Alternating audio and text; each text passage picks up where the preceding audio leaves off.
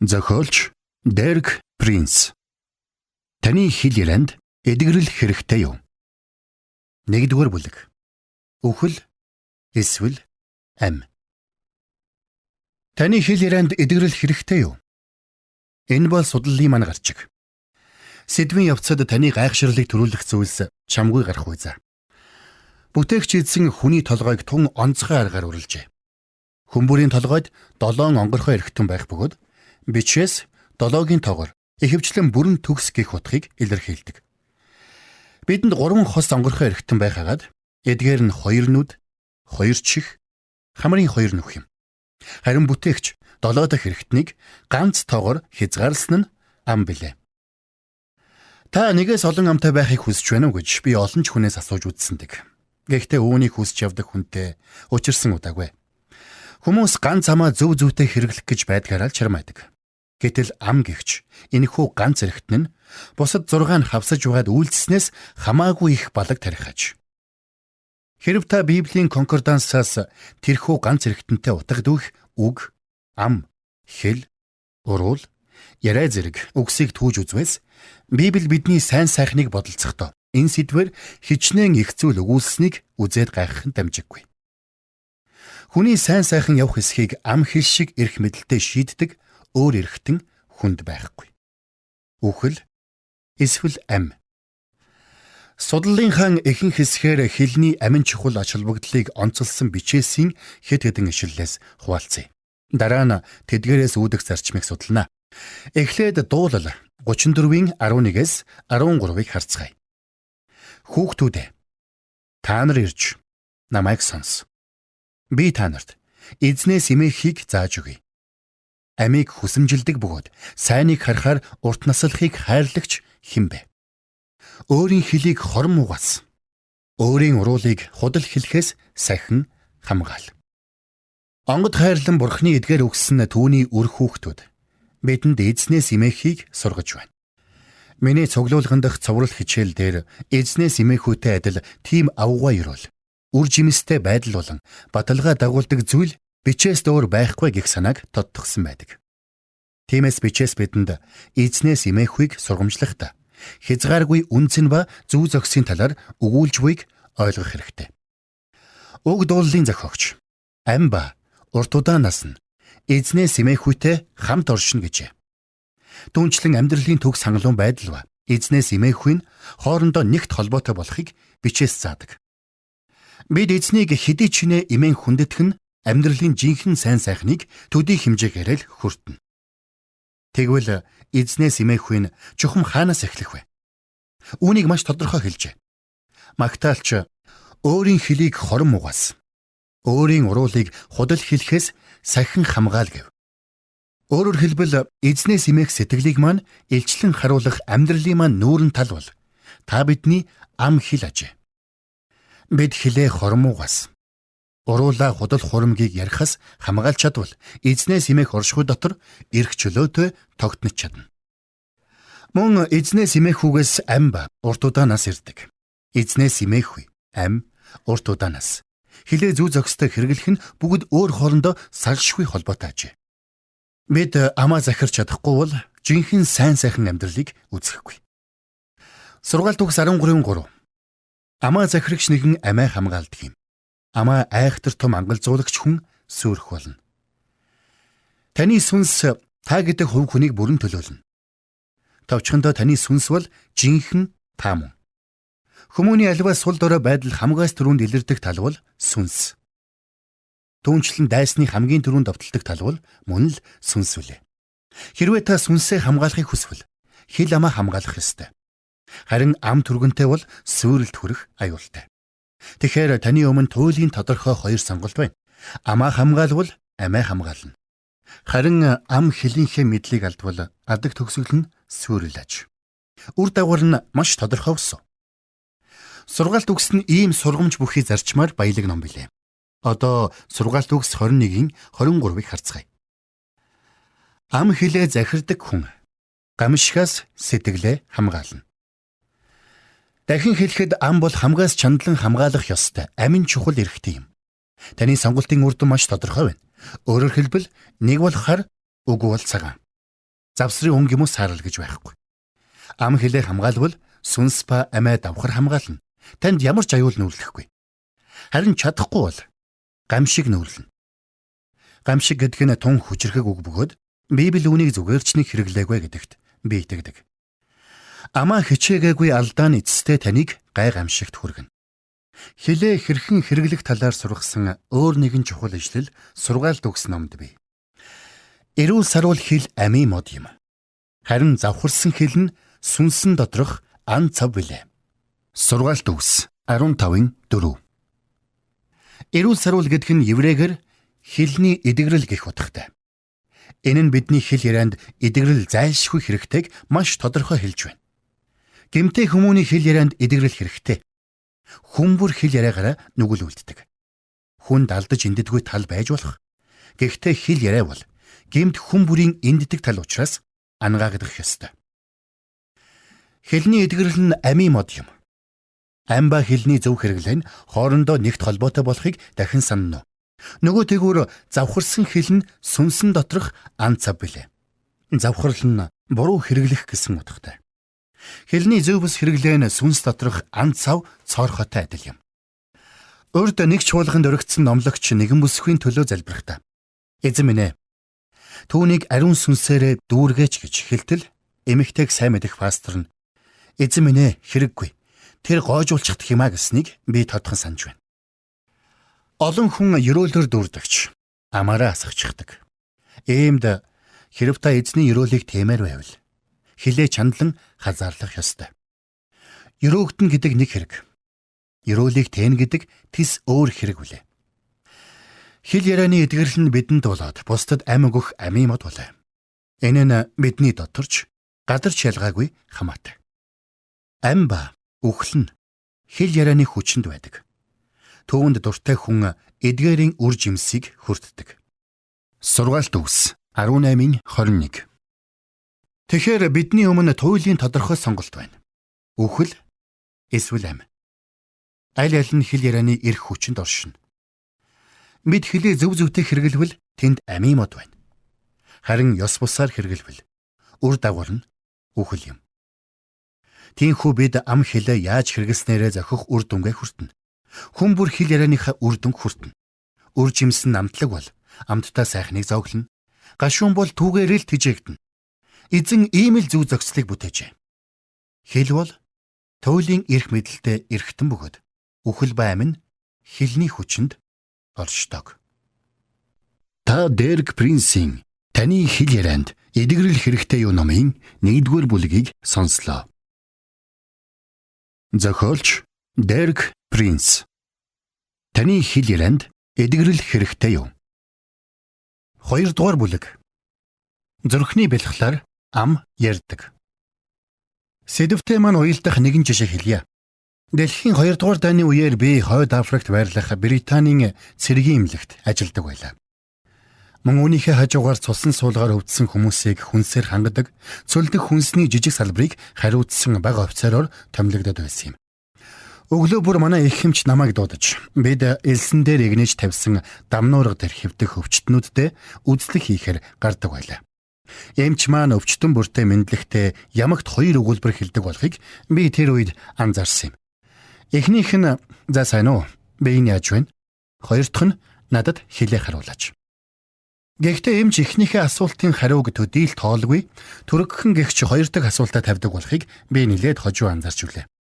Өвчтөн хэлээ гаргахад эмч маш анхааралтай ажиглан харна.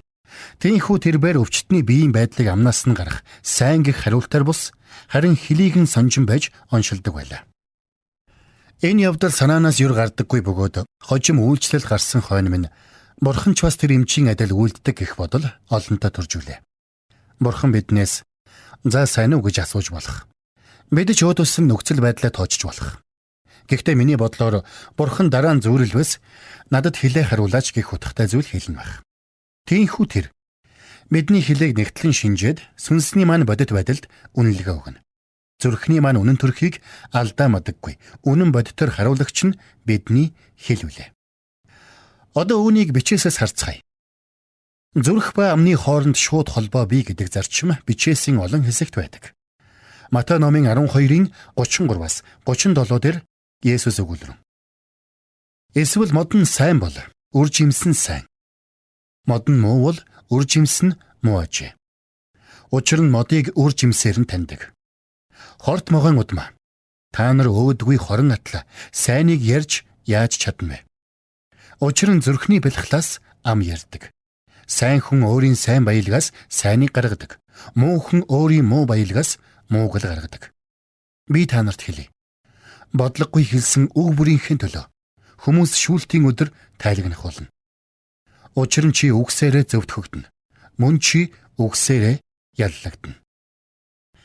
Есүс энд зүрх ба амны хоорондох шууд холбоог зөвөрлөөр хэлжээ.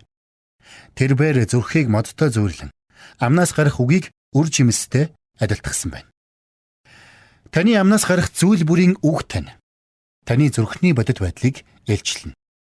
Есүс жишээнд сайн хүн өөрийн сайн баялгаас сайныг гаргадаг. Муу хүн өөрийн муу баялгаас мууг л гаргадаг гэжээ. Тэрбээр сайн ба муу гэдэг үгийг тус бүр гуравантай хэрэглэснийг та анзаараа байх. Зүрх сайн бол амнаас ундрах үг сайхан. Зүрх хорон муу бол амнаас гарах үг хорон муу байна. Матай номын 7-гийн 17-оос 18 дээр ч Есүс энэ талаар хэлсэн. Үүнчлэн сайн мод бүрээс сайн үр жимс ургадаг. Харин муу модноос муу үр жимс ургадаг. Сайн мод муу үр жимс ургуулж үл чадна. Муу модч сайн үр жимс ургуулж үл чадна. Модны байдал үр жимснийхээ чанарыг тодорхойлно. Тонгоруулж хэлбэл бид үр жимсээр нь тухайн модны шинжийг тогтоодог. Мод бол зүрх, харин үр жимс нь ам билээ.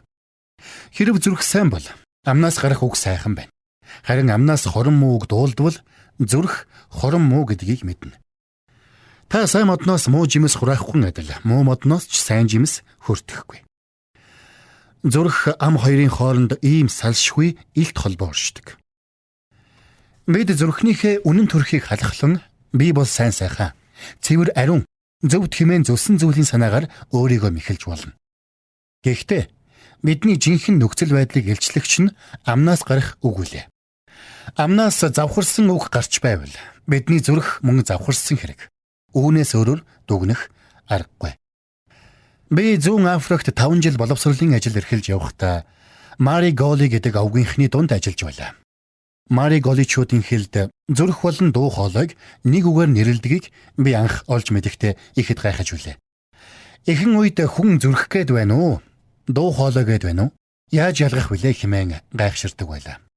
Гэвч энэ талаар тунгаан бодох тусам энэхүү өвөрмөц хэлний жинхэнэ цэц ухааныг ойлгосон юм.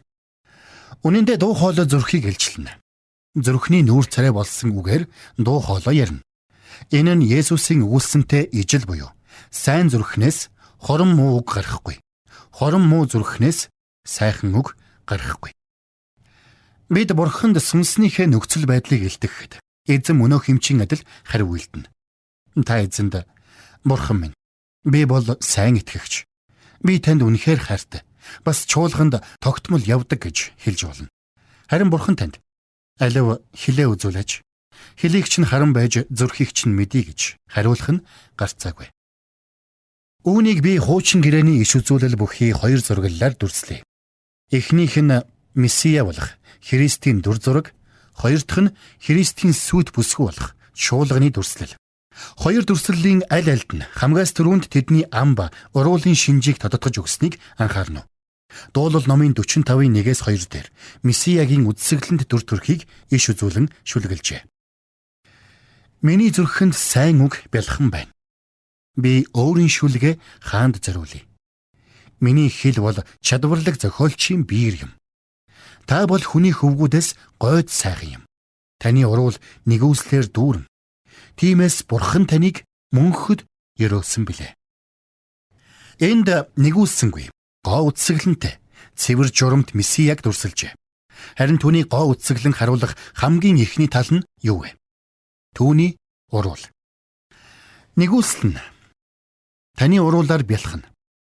Тэгээд цааш өгүүлэхдээ тиймээс Бурхан таныг мөнхөд өрөөсөн хэмээжээ. Энд хоёр чухал зарчим байна. Нэгдүгээрт Месиягийн нэгүүлсэл чухамдаа түүний уруулд оршин буй. Хоёрдугаарт түүний уруул дэх нэгүслийн улмаас Бурхан түүнийг мөнхөд өрөөжээ. Есүсийг газар дээр хүний биеэр амьдарч байх үед түүнийг баривчлуулахаар хэдэн хүнийг илгээсэн байдаг. Гар хоосон буцаж ирсэн тэднээс "Та нар юунд түүнийг авч ирсэнгүй вэ?" гэж асуудал тэд "Энэ хүний ярьж байгаа шиг ярьсан хүн үгүй үлээ" гэж үздсэн түүхтэй. Уруулаар бялхах нэгүсэл нь түүнийг Месиа мөн болохыг нь гэрчилжээ. Соломоны дуу номд Христ түүний сүд бүсгүй хоёрын харилцааны талаар иш үзүүлсэн дүрслэл бий. Соломоны дуу номын 4-ийн 3 дугаар ишлэлийг сүд бүсгүүд зориулжээ. Уруулч нь час улаан тууз мэт агаад, амч нь дур булаан билээ. Гэвлүүрийн чин цаадах, чиний шанаа, зүсэм анар мэт ажээ. Хамгийн түрүүнд сүд бүсгүн уруулыг дүрсэлжээ. Уруулч нь час улаан тууз мэт агаад, амч нь дур булаан билээ. Час улаан гэдэг нь Есүсийн цусаар дамжих ариуслыг төлөөлж буй. Уруулт нь цус хүрсэн учраас ам нь дур булаан болжээ. Гэхдээ бүсгүй царай гэвлүүрийн цаана байгааг санаарай. Гэвлүүрийн чин цаадах чиний шанаа, зүсэм анар мэт.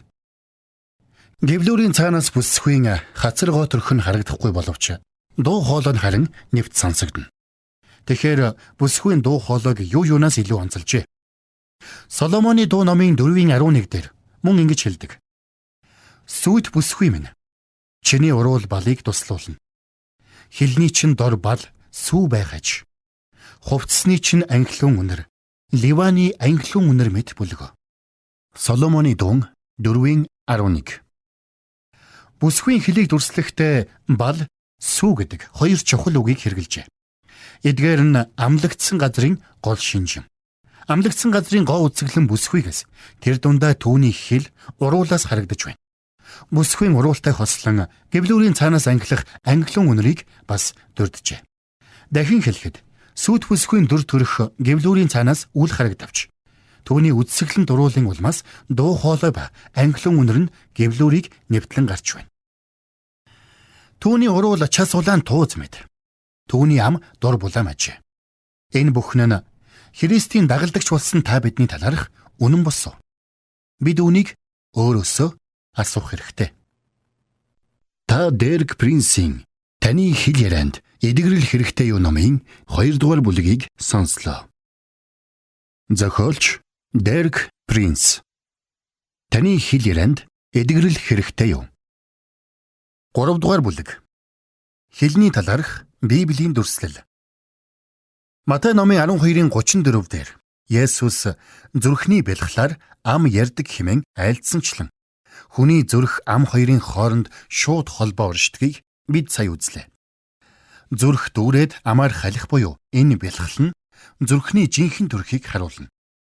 Хуучин гэрээнд Христ ба түүний сүд бүсгүйн дүрслэл бий. Месиа болох Христ түүний сүд бүсгүй болох чуулганы хувьд Бурхны нэгүсэл хийгээд сүнсний болоод ёс суртахууны гоо үсгэлэнгийн ихний шинж нь тэдний уруул хилээс харагдаж байна. Одоо бүгдээрээ хэлний талаарх Библийн дүрслэлийг үздэцгээе. Элч Яаков загталдаа энэ сэдвийг хөндөжээ. Эхлээд Бурхны таалах ба үл таалах шүтлэгийн талаар Яаковын онцолсон нэгэн зүйлийг харцгаая. Тэрбээр Бурхны үл таалах шүтлэгийн талаар ингэж ярьжээ. Хэрв хэн нэгэн нь өөрийгөө сүсгтэй хэмээн боддог хэдий ч хил амаа хазаардаггүй бол өөрийн зүрхээ хуурч буй бөгөөд сүсгэлэл нь ашиггүй ажээ. Яаков 1:26. Бусдад сүсэг бишрлээ гайхуулах нь хүнд ч хэрэггүй зүйл юм. Бид сүм чуулганд хамрагдан магтан дуулж шүтлэгтэй хүний үйлдэж болох бүхий л сайн юмыг хийж болно. Эдгээр нь мэдээж сайн зүйлс. Тийм боловч хилээ захирдаггүй бол бидний шүтлэг огт үн цэнэгүй бөгөөд Бурханд таашаагдахгүй. Энэ үгийг хүлээн зөвшөөрөх ухааныг Бурхан шүтлэгтэй хүн бүрт хайрлах болтугай. Нөгөөтэйгүр Яаков Бурхан таашаагдах шүтлэгийн талаар өгүүлжээ. Энэ нь мөн л өнөөгийн чуулганд явдаг хүмүүсийн үйлдэлээс өөр байна. Бидний Бурхан ба эцгийн өмнө цэвэр ариун бөгөөд бузартаагүй сүсэглэл бол зовж зүдрэх цагт нь өнчин хүмүүс бэлэвсэн эхнэрүүдийг эргэж тойрон өөрийгөө хамгаалан дэлхийгээс бохирдохгүй байх нь ажгүй. Яаков 1:27. Цэвэр шүтлэгийн хамгийн гол зөв шаардлага нь чуулганд явах. Тэр бүхэл Библи унших явдалч бас Харин ядарч зүдэрсэн хүмүүсийг буюу голчлон, өнчин, бэлэвсэн хүмүүсийг халамжилж, хайраа бодитоор харуулах явдал юм. Хэрэв та их бага хэмжээгээр шүтлэгтэй бол Яаков номын 1:26-аас 27 дугаар ишлэлд буй Бурхны үгийн тулд өөрийгөө нэг харахыг зөвлөе. Та хилээ захирдаггүй бол шүтлэг тань үн цэнэгүй. Хэрэв та Бурхан таалагдах шүтлэгтэй байхыг хүсвэл нэн төрөнд тус тэм дутсан хүмүүсийг буюу өнчин, бэлэвсэн хүмүүсийг халамжлах үйлсээрээ шүтлэгээ харуулах ёстой. Цөлд ажиллаж байсан мөнөө хэмчийн талаар би дахин нэг бодлоо. Түүнд хүмүүсийн хариулт чухал байсангүй. Учир нь тэрээр дараа нь үргэлж надад хилээ харуулаач гэдэг байсан юм.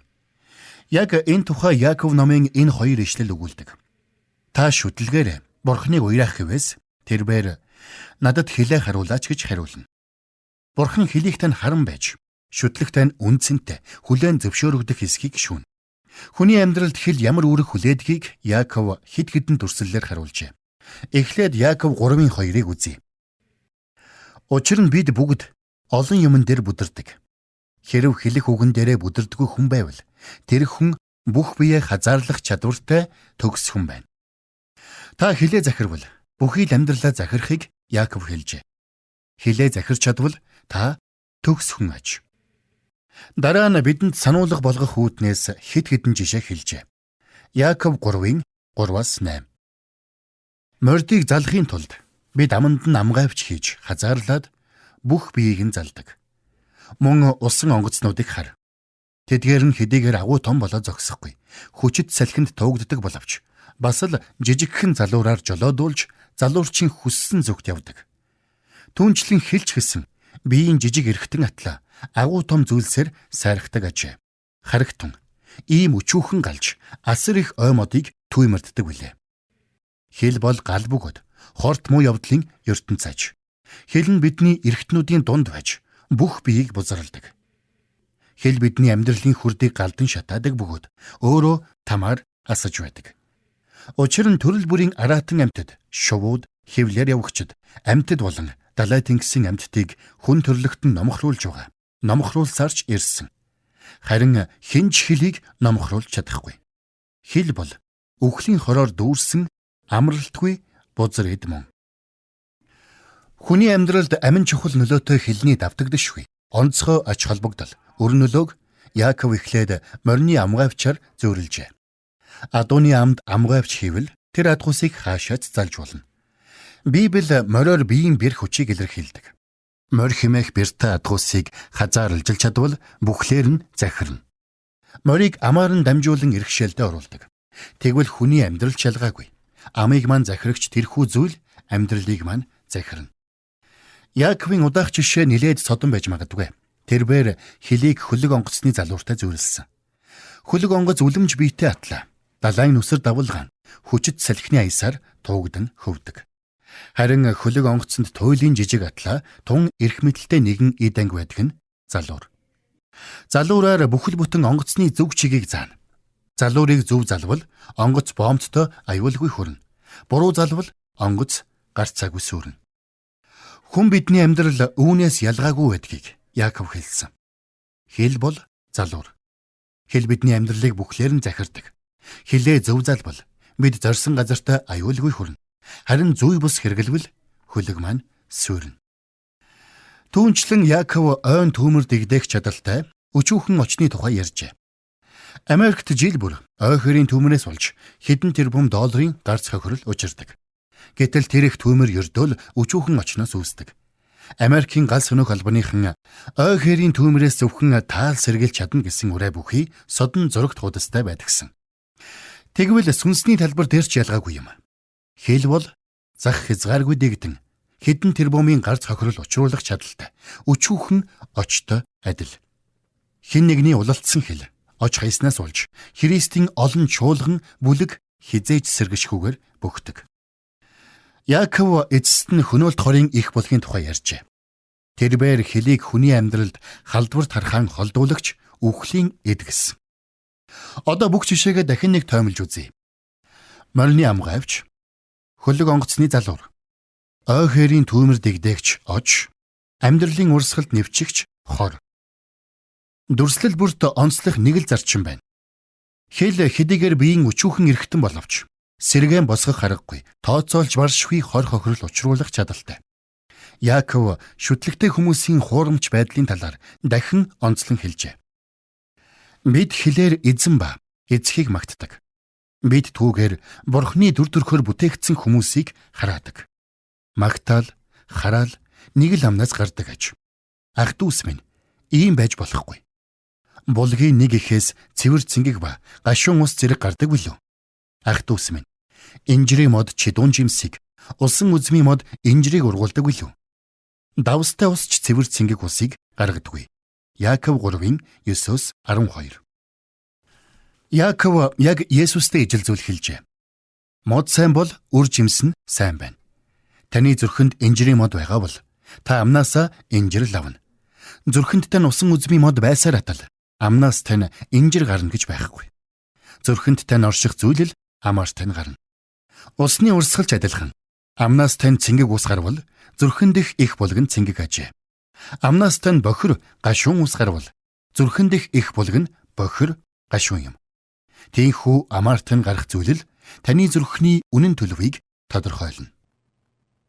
Та Дерек Принсийн таны хэл ярианд эдгэрэл хэрэгтэй юу номын 3 дугаар бүлгийг сонслоо. Зохиолч Дерек Принс. Таны хэл ярианд эдгэрэл хэрэгтэй юу? 4 дугаар бүлэг. Хэлэх үгээрээ хувь заяагаа шийднэ.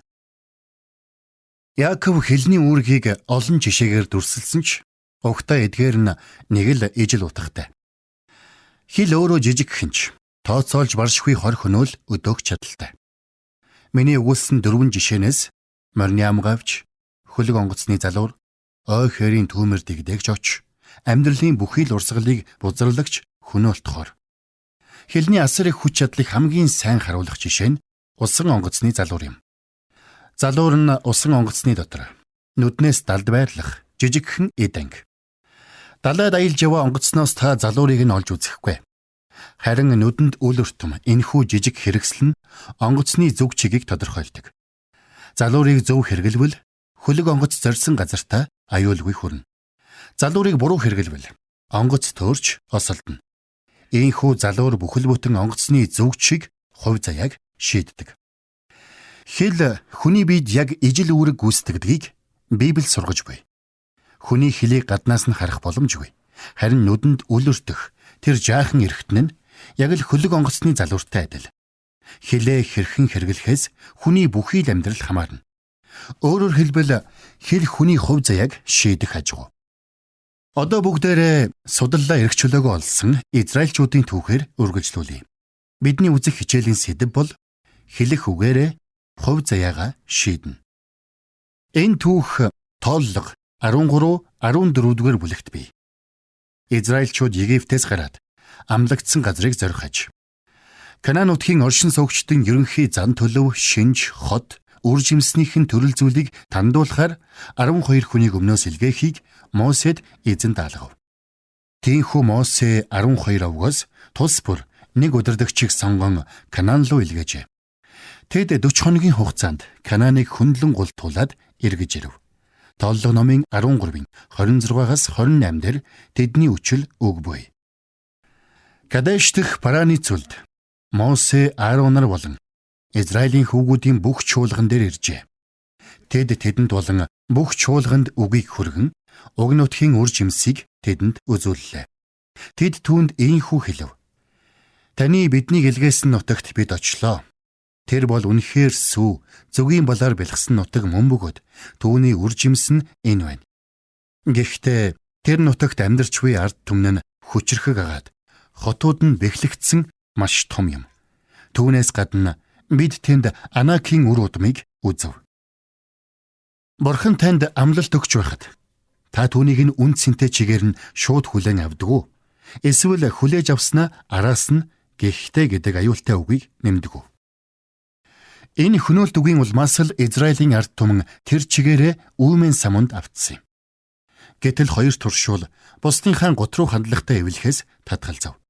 Тэд бол Йошуа, Калеб хоёр юм. Тооллого 13-30-аас 31. Дараа нь Калеб Мосегийн өмнө ард олныг намжаагаад бид түүнийг гарцаагүй дийлэх учир заавал явж түүнийг эзэлж авах ёстой гэв. Харин түүнтэй хамт явж байсан хүмүүс бидний хувьд тэд хэтэрхий хүчрхэх тул бид тэр ард түмний эсрэг явж чадахгүй хэмээн өгүүлв. Тэдний хэрэгэлсэн үгийг онцлон харцгаая. Калеб бид түүнийг гарцаагүй дийлэн гэхэд бусад 10 нь бид дийлэхгүй гэсэн. Нэг хэсэг нь би чадна хэмээн өөдрөг хандаж байхад нөгөө хэсэг нь бид чадахгүй хэмээн гут руу хандаж байна. Түүхийг хөврүүлж харвал хоёр тал тус бүр хэлснээр хүртсэн юм. Тэдний хувь заяа хэлсэн үгээр нь бүрэлдэжээ. Тинхүү эзэн айлдан чиний үгээр би тэднийг уучлалаа. Харин үнэхээр би өөрийн амьд буугаар тангаргалъя. Бүх дэлхий эзний яруу алдраар дүүрэх болно. Үнэхээр Египт болон цөлд миний бүтээсэн тэмдгүүд болон миний цог жавхланг харсан атла ийхүү 10 удаа намайг сорин миний дууг сонсоогүй бүх хүмүүс өвөг дээдэст нь миний амлсан тэр нутгийг яасан ч үзэхгүй бөгөөд намайг голсон хүмүүсийн хэн ч түүнийг үзэхгүй. Харин миний зарц Калеб өөр сүнстэй байна. Намайг бүрэн дагаж байсан тул түүний орсон тэр нутаг руу нь би аваачих бөгөөд түүний үр удам нь тэр газрыг эзэмших болно гэжээ. Тооллого 14:20-24. Эерэг тунхаглалаараа Калеб хувь заяагаа эергээр зохиосон. Тооллого 14:26-32. Эзэн Мосе Аарон нартай ярин айлдахдаа миний эсрэг гомдолж буй энэ хормоо чуулганыг би хэр удаан тэсвэрлэх вэ? Миний эсрэг гомдолж буй Израилийн хөвгүүдийн гомдлыг би сонссон. Тэдэнд ин хэл эзэн айлдаж байна. Би өөрийн амьд буугаар тангаргалъя. Та нар миний чихэнд ярьсантай адил түүнчлэн би та нарт үнэхээр хийх болно.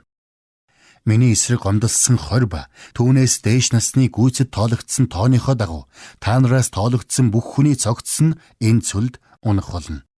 Миний та нарыг суурьшуулахаар тангаргалсан тэр нутагт Ефунегийн хүү Калеб болон Нуны хүү Йошуа нараас өөр хинч орохгүй. Харин олз болох нь хэмээн та нарын хэлсэн хүүхдүүдийг чинь би оруулж та нарын эс тоомсорлсон тэр нутгийг тэд мэдэх болоо. Харин та нарын хувьд цогцсууд чинь энэ цөлд унах болно гэжээ. Миний сонорт дуулгасныг чинь л би та нарын төлөө үйлдэн хэмээн Бурхан айлцсныг анхаарна. Эзэн бидэнд үүнийг л аминчилж бай. Би чиний төлөө юу үлдэхийг чиний үгэл шийднэ. Уг нутгийг тагнахаар Мосегоор илгээгдсэн. Буцаж ирэн уг нутгийн талаар муу мэдээг авчирснараа бүх чуулганыг түүний эсрэг гомдлуулсан хүмүүсийн хувьд уг нутгийн талаар маш муу мэдээг авчирсан тэдгээр хүмүүс эзний өмнө тахлаар өгөв. Харин Нуны хүү Йошуа, Ефунегийн хүү Калеб нар нутгийг тагнахаар явсан хүмүүсээс амьд үлдэв. Тооллого 14:36-38. Үхэл ба амин хэл ярианы хүчинд оршдог. Үүнийг илүү тодорхой яаж дүрслэх вүлээ? Гот руу хандлагатай эрчүүд үхэлд хүрсэн. Харин эерэг хандлагатай эрчүүд амийг хүртсэн. Тэд хэлсэн үгээрээ хувь тавилангаа зохиосон буюу чадахгүй гэсэн нь чадаагүй, чадна гэсэн нь чадсан. Эдүгэ шинэ гэрээний итгэгч бидний нөхцөлийг хуучин гэрээний Израильтай шууд жишээд энэ сургамж бидэнд ч хамаатай болохыг анхааруулжээ. Еврей 4:1-2. Ингэхлээр түүний амлалт руу орох амлалт байгаа учраас та нараас хэн нэг нь өөрийгөө түүнд хүрсэнгүй гэж санах вэ гэдгээс бид эмээх ёстой. Учир нь сайн мэдээ бидэнд тунхаглагдсны адил тэдэнд ч бас тунхаглагдсан юм. Гэтэл тэдний сонссон үг тэдэнд тус болсонгүй. Яагаад гэвэл тэр үг сонсогчдын дотор итгэлээр холбогдоогүй ажээ.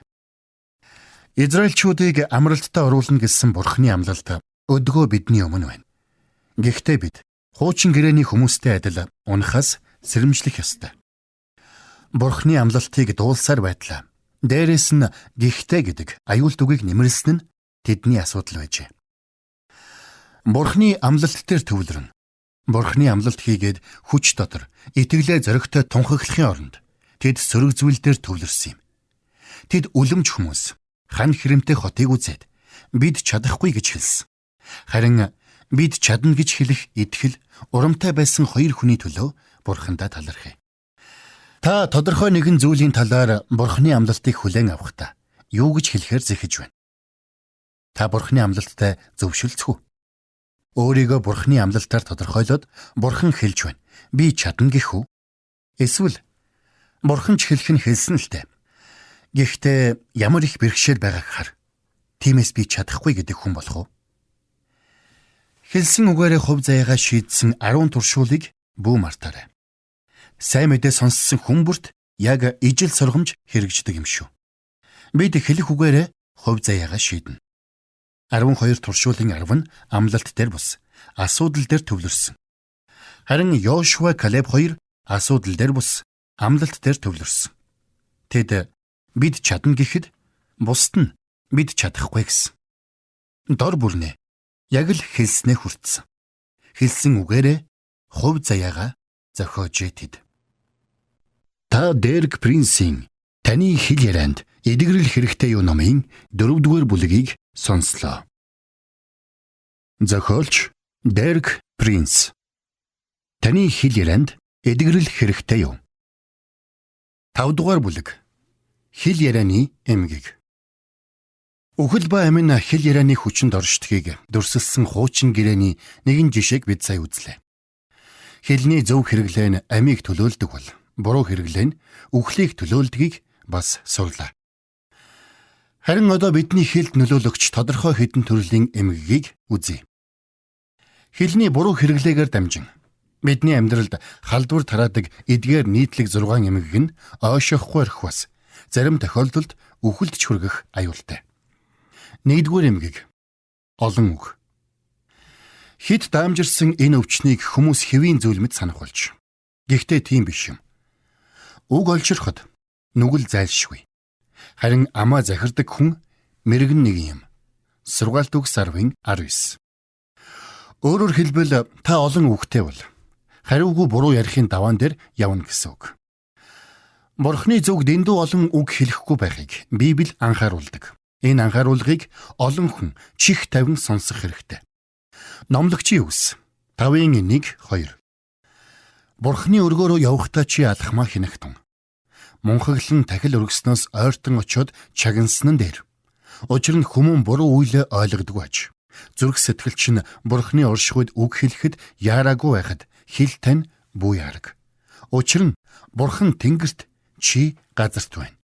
Иймд чиний үг чинь цөөхөн байг. Өөрт нэг хүн надад худлаа дуулах нь худлаа хэлэхээс огт ялгаагүй шүү хэмээн захиж үлээ. Хүмүүс Бурханд нэг их үнэнч царай гаргаж ирээд л бүхнийг Есүс дүргий, биеэ бүрэн өргий гихчлэн дуулахыг бид бишгүй сонсдог. Гэтэл өргөлийн уут ирэх үед хэдхэн бор юм л хийдэг.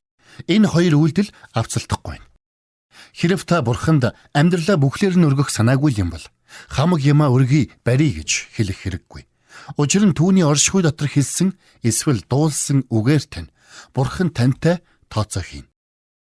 Жаахан цаашилбал мөн бүлэгт бидний ярих, залбирах, магтахтаа хэлсэн бүх үгийг Тэнгэр элч тэмдэглэн буулгадгийг бичээс хэлжээ. Хожимын өдөр бид мөнөөх Тэнгэр элчтэй бас түүний бичлэгтэй нүүрэлтэн. Тэр цагт би ингэж хэлэх гээгүй юмаа хэмээн амаа барихад дэндүү оройтсон байна. Учир нь бид хэлсэн, дуулсан, залбирсан үг бүрийнхээ төлөө хариуцлах хүлээн гэдгийг Библи хэлдэг. Хэрвээ бид хэлсэн үгийнхээ дагуу амьдраагүй, хуурамч байсан бол хожимын өдөр хариуцлага хүлээн. Номлогчийн үгс 5:3. Зүуд завинлоор ариун байдаг бол тэнгийн дуу хоолой олон үгээрээ танигддаг. Чалчаан тэнгийн тэмдэг. Чалчаа хүнийг тэнэг гэдгийг мэдхэд ямар ч баталгаа хэрэггүй. Тэнгийн дуу хоолой олон үгээрээ танигддаг. Асуудлын үндэс нь юу вэ? Амралтгүй байдал гэдэгт би итгэлтэй байна. Үүнийг Яаков 3:8 дээр хэлсэн Яаковын үгтэй харьцуулъя. Харин хинч хэлийг номхруулж чадахгүй. Хэл бол үхлийн хороор дүүрсэн амралтгүй бузар эдмөн. Чалчигсад нь амралтгүй хүмүүс бөгөөд манай нийгэм ийм хүмүүсээр дүүрчээ. Чихэнд чир болсон хүнийг та мэдхүү. Түүний асуудлын үндэс юу вэ? Амралтгүй байдал. Илүүдл яриа нь тухайн хүний зүрх амралтгүй байгаагийн шинж. 2-р эмгэг бодлогогүй үг. Матай 12:36 дээр Есүс ингэж айлджээ. Би та нарт хэлье. бодлогогүй хэлсэн үг бүрийнхээ төлөө хүмүүс шүүлтийн өдөр тайлагнах болно. Хожимын өдөр бид хэлсэн үг бүрийнхээ төлөө хариуцлах хүлээн. Хайхрамжгүй үг, хуурмаг үг, хэл халтарсан үг, эзэн байж чадаагүй үг, амьдралдаа хэрэгжүүлээгүй үг бүрийнхээ төлөө хариулна. Матай 5:37 дээр уулан дээрх сургаалдаа Есүс ингэж зогчээ. Харин үг чинь за эсвэл үгүй байг. Эдгээрээс цаашх нь муугаас гардаг хэрэг юм. Энэ бол үнэхээр цочирдмоор үг. Бид хэлэх гэснээсээ илүү зүйл ярьж байвал илүү зүг, хэрэгцээгүй цохолт эсвэл хэтрүүлэг маань чөтгөрөөс ихтэй аж. Би танд тун энгийн зөвлөгөө өгье. Хэрэв та хэлэх гээгүй юм бол бүү хэл. Энэ зарчмыг сахиж чадвал таны амьдрал ормонгоороо өөрчлөгдөнө гэдгийг би танд амлая. Та үнэхээр өөр хүн болно. Энэ зарчмыг жилийн турш мөрдвөл эх жилийн энэ өдөр гэхэд та огт өөрөөр барахгүй бас илүү дээр хүн болсон байна. 3 дугаар эмгэг. Хов жив. Ард олныхоо дунд хов зөөгч мэт бүү яв. Хөршийнхөн амийн эсрэг бүү уйлд. Би бол эзэн. Левит 19:16.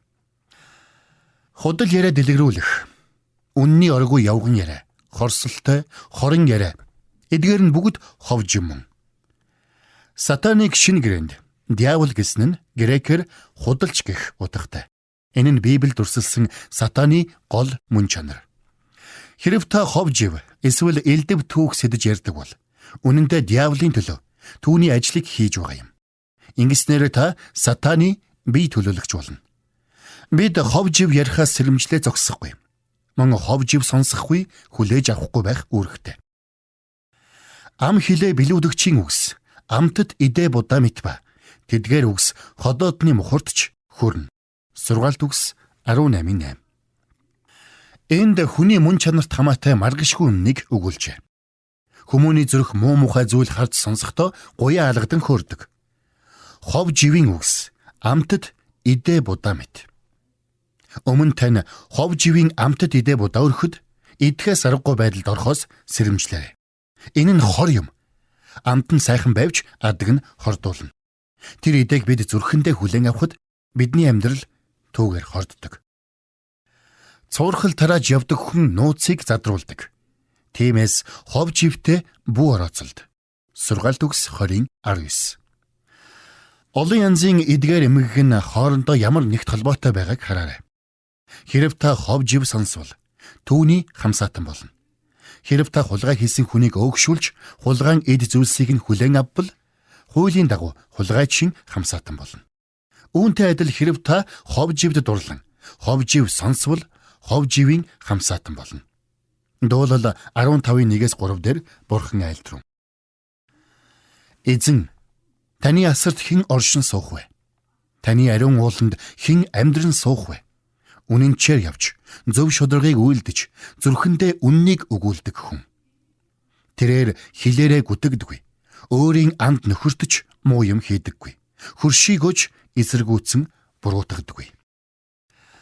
Бурхны ариун ууланд амьдран сууж, Бурхны оршихуд хүрэхийн тулд биелүүлэх хэд хэдэн шаардлага байна. Бид үнэнчээр явах ёстой. Бид зөв шударгыг үйлдэх ёстой. Бид зүрхэндээ үннийг өгүүлэх ёстой. Энд мөн бидний хийх ёсгүй 3 зүйлийг жигсаажээ. Бид хилээрээ гүтгэх ёсгүй. Хөрштэй хормог үйлдэх ёсгүй. Түүнчлэн нөхрийнхөө эсрэг буруутгалыг сонсох ёсгүй. Гүтгэхгүй байх нь хангалтгүй. Бид гүтгэлгийг хүлээж авахгүй байх ёстой. Таньдаг хүнийхээ эсрэг гүтгэлгийг үлгэж авахгүй байх ёстой. Бид хов живийн тэдгээр идэг хүртэх ёсгүй. Учир нь энэ нь хор бөгөөд үүний улмаас олон харилцаа мөхдөг. 4-р эмгэг. Худал хэлэх. Хэлний энэ эмгэгийг дүрслэхдээ бид зөв үг хэрглэж буй эсэхтэй болгоомжтой хандах хэрэгтэй. Нэгэн хүн үүнийг баярын мэдээг баяжуулан тунхаглах гэсэн буй. Өөрийнх нь сайн мэдээний аянаар 200 хүн шийдвэр гаргахыг харсан сайн мэдээ дэлгэрүүлэгч бичгтээ мөнөөх тоогоо 500 болгосон байв. Энэ юу вэ? Хэтрүүлэг үү? Эсвэл худлаа? Би бусдыг шүүмжлэх үүднээс үүнийг хэлж байгаа юм шээ. Гэхдээ хүн бүр худал хуурмагт унахаас сэрэмжлэх ёстой. Сургаалт үгс 6-гийн 16-аас 19 дээр бичээч эзний үзэн яддаг 7 зүйлийг хэлжээ. Үзэн ядалт гэдэг тун хүчтэй үг. Эзэн доорх 6 зүйлийг үзэн яддаг. Тийм ээ. Эдгээр 7 зүйл түүнд жигшил зэвүүцэл болдог. Эдгээр нь гэвээс ихэмсэг харц, худалч хэл, гим зэмгүү цусыг урсгагч гар, хар буруу төлөвлөгөөг сэдэгч зүрх, хором мууруу түрхэн гүйгч хөл, худалч алчдаг хуурамч гэрчлэгч болон ах дүүсийн дунд эвдрэлцлийг тараагч зэргүүд болоо. Эзний жигшдэг 7 зүйлд хэлтэй холбоотой 3 зүйл байна. Эхнийх нь худалч хэл, хоёр дахь нь хуурамч гэрчлэгч, энэ ч бас мэдээж хэлт хамаатай. Гурав дахь нь ах дүүсийнхээ дунд эвдрэлцлийг тараадаг хүн. Эвдрэлцлийг хэлээр л тарьдаг. Тиймээс эзний үзэн яддаг 7 зүйлээс 3 нь хэлт хамаатай бөгөөд харин тэр 3-аас 2 нь онцгойлон худал хэлэхтэй холбоотой байна. Энэ тухай сургаалт үгс 12-ийн 22 дээр бичжээ. Худалч уруул эзний зэвүүцлийг төрүүлдэг бол итгэлтэйгээр үлдгэсэд түүний таалалд нийцдэг. Тусанчлалд эсрэг тесрэг 2 зүйл гарч байна. Нэг талаас зэвүүцэх, нөгөө талаас таалах.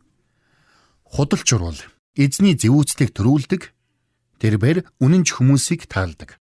Энэ хоёрын дунд орших саармаг зүйл гэж байхгүй. Энд мөн өөр нэг эсрэг тесрэг зүйл гарч байна. Энэ нь худал ба үнэн юм. Энэ хоёрын хооронд орших саармаг орон зай гэж байхгүй. Аливаа нь үнэн биш л бол худал мөн. Эзэн үннийг таалдаг, харин худлыг жигшдэг. Тарих толгойдоо дэндүү олон саармаг тал тээж явдаг нь хүн бидний гол асуудал юм. Харин бичээст тийм саармаг тал байдаг эсхийг танаас асуумаар байна. Жим мөрөөр нь хөөсөөр яваад ихт нь хүрвэл худал бүр диаволоос гаралтайг мэдэж болно. Аимшигтай сонсогдож байгаа ч энэ үгээ би Есүсийн өөрийнх нь үгээр даая. Түүний аж төрж байсан үеийн шашны удирдагч нарын талаар Есүс ингэж хэлжээ. Тэд аимшигтай шашинлаг хүмүүс байсныг санаарай. Та нар эзэгч нь болох диаволоос гаралтай. Та нар эзхийнхээ хүслийг хийхийг хүсдэг. Тэр чинь эхнээсээ алуурчин байсан бөгөөд үнэн дотор зогсдоггүй. Учир нь түүнд үнэн байдаггүй. Тэр худал хэлэхдээ чухам өөрөөсөө хэлдэг. Учир нь тэр худалч бөгөөд худал хуурамгийн эцэг нь юм. Иохан 8:44. Бидний амаас гарах худал болгон диаволоос ирдэг. Худал хэлэх эмгэгийн өөр нэг чухал болоод бас хүү аимшигтай баримт нь үүнийг баривчилж эдгээхээс нааш. Энэ нь биднийг үхэлд хүргэх аюултай. Харин хулчхар итгэлгүй, жигшүүрт, алуурчд, завхай хүмүүс, мэрэг төлөгчд, шүтээнд мөргөгчд болон бүх худалч хүмүүсийн хувьд тэдэнд оногдох хувь нь 2 дахь үхэл буюу хөхөр, галаар шатаж буй нуурт байна. Гив. Илчлэлт 21:8. Та дараах хүмүүстээр анхаарлаа хандуулаарай. Хулчхар, итгэлгүй, жигшүүрт, алуурчд, завхай хүмүүс, мэрэг төлөгчд, шүтээнд мөргөгчд болон бүх худалчд. Эдгээр нь эдгэшгүй өвчин бөгөөд үүнд гарц байхгүй. Энэ бүгдэд оногдох хувь нь шатаж буй хөхөр бүхий галт нууранд байна. Хүн нэгэнд 2 дахь үхэл рүүгээ илгээгдэвэл буцах зам гэж байхгүй. Тиймээс би давтан хэлье. Баривчилж эдгээхээс нааш худал хэлэх өвчин нь гарцаагүй үхэлд хүргэнэ. Илчлэлт 22:15 дээр Бурхны хотын тухай өгүүлжээ. Гадна талд нь ноход, мэрэг төлөгчд, завхай хүмүүс, алуурчд, шүтээнд мөргөгчд болоод худлыг хайрладаг, үйлддэг бүхэн байна. Тиймээс хүмүүр би худал хэлэх энэ өвчнөөс ангижрах уу? Эсвэл сүнсээ бүр мөсөн алдах уу гэдгээ нэг мөр шийдэх хэрэгтэй. Худлаа ярих өвчнийг баривчилж эдгээхээс нааш аминд халтай гэдгийг дахин хэлье. 5 дугаар эмгийг зусар үг. Туслаач эзэн. Учир нь бурханлаг хүн тасарч итгэлтэй нэгэн хүний хөвгүүдийн дундаас үгүй болох нь. Тэд бие биедээ худлыг хэлдэг. Тэд зусардагч уруулаараа 2 зүрх гарган ярьдаг. Бүх зусардагч уруул болон сайрхан яригч хэлийг эзэн таслах болдог. Дуулал 12:1-3. Давид энд хүн төрлөختний доторх ёс суртахууны ялзарлыг харуулжээ. Идүүгээ бидний эргэн тойронд яг ийм нөхцөл байдал өрнөж буйд эргэлзэх юм алга. Бурханлаг хүнийг олоход бэрх итгэмжтэй хүмүүс алга болжээ. Үүний үр дүн бүгд хөрштэй худал хэлж, хоёр сэтгэл гарган аль аль нь зусардан ярьдаг. Энэ зусардагч хэлд тулгах Бурханы шүүлтийг бичээс өндөр дуугаар тунхаглаж байна. Бүх зусардагч ам болоод сайрхагч хэлийг эзэн таслах болтугай. Сургаалт үгс 26-гийн 28 дээр бидэнд хандсан сэрэмжлүүлэг бий. Худалч хэл хуурагдагсдыг үзэн яддаг. Бялдуу чам сүрлийг авчирдаг. Бид зусар өгд чих тавин хүлээж авах юм уу? Эсвэл өөрсдөө зусардагч болвол эцэстээ мөхнө. Хөрштөө бялдуучилдаг хүн өөрийгөө өргөтөж буй хэрэг. Сургаалт үгс 29:5. Энэ бүхэн үнэн болохыг миний бие олон жилийнхээ үйлчлэл амьдралынхаа туршилгаар сурсан юм. Зусар амтай хүмүүс бий. Гэхдээ тэдний үг үнэн сэтгэлээс гардаггүй. Тэдний зусар үгийн цаана өөр сэтэл бий. Бурхны нэгүүлсэл байгаагүй бол миний чөхөл бэлдүүчийн торонд хэрэгдэх байсан. Би Бурхны хүслээс гадуурх зориулалт харилцаанд нэвтрэх байж. Тиймээс зусар ам сүрлийг амсдаг. Мөн хөрштөө зусардагч хүн өөрийгөө өргөтөж буй хэрэг гэдгийг санагтун. 6 дугаар эмгийг түргэтсэн үгс. Хэлэх үгэндээ яаруу нэгнийг чи хардаг үзээ. Мунхаг нэгэнд тийм хүнээс ч илүү засрах найдвар бий. Сургаалт үгс 29:20. Хэрв бид хэлэх үгдээ яаруу бол тэнэг хүнээс ч дор гэдгийг энд хэлжээ. Энэ бол тун ноцтой мэдэгдэл. Учир нь тэнэг хүний талаар Библи ганц ч сайн юм хэлээгүй. Ганц удаа ам төрөгдснийхээ төлөө үлэмж төлөөс төлсөн нэгэн хүн Библиэд бий. Тэр бол Мосе. Бурхан түүнд Израилийн хүүхдүүдийн өмнө явж хаданд тушаа тэгвэл ус гарна гэж айлцсан. Гэтэл тэрээр Израилийн хүүхдүүдэд хэлгэнсэндээ тэднийг тэрслэгчд хэмээн дуудаад хаданд тушаахын оронд дээлсжээ. Толлого 27-12. Мосегийн дуулгаргүй үйлдэл түүний төрөгдөж дуугарсан үгээр илэрсэн бөгөөд үүнийхээ төлөөс тэрээр Израилийн хүүхдүүдийг амлагдсан газар руу удирдах завшаанаа алдсан юм. Дуулал 106-гийн 32-оос 33. Тэд бас Мерибагийн их усны дэргэд түүнийг хэлгэнэхэд хүргэсэн бөгөөд тэднээс олж Мосед бэрхшээл учирсан. Тэд түүний сүнсний эсрэг тэрсэлсэн учраас Мосе гомой үгс хэлсэн. Дүгнэлтийг нь онцлон тэмдэглээрэй. Хэлгэнсэн сүнс биднийг уруулаа ухаангүй хөдлөхөд хүргэдэг бөгөөд түргэтсэн үгийнхээ төлөө бид хамаг ерөөл завшаанаа алддаг. Тиймээс ганц удаа ам түргэтснээсээ болж үлэмж төлөөс төлсөн Мосе шиг болохгүй тулд болчмгүй загнахаа байцгаая.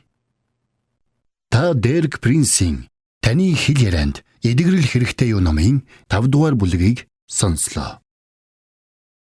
Зохиолч Дерек Принс. Таны хэл ярианд эдгэрэл хэрэгтэй юу?